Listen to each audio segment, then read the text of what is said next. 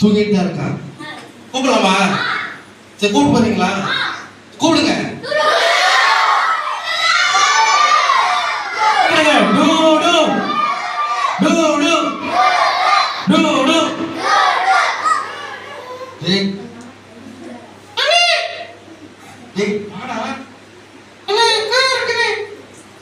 வாடா, எல்லாரும் ஒன்னதான பாக்குறாங்க.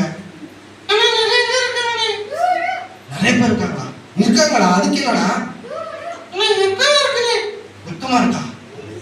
உங்களை பார்த்து வெக்கப்படுறான். வெக்கப்பட வேண்டாம்னு சொல்லிருங்க. நாங்களும் ஃப்ரெண்ட்ஸ் தான் சொல்லிருங்க.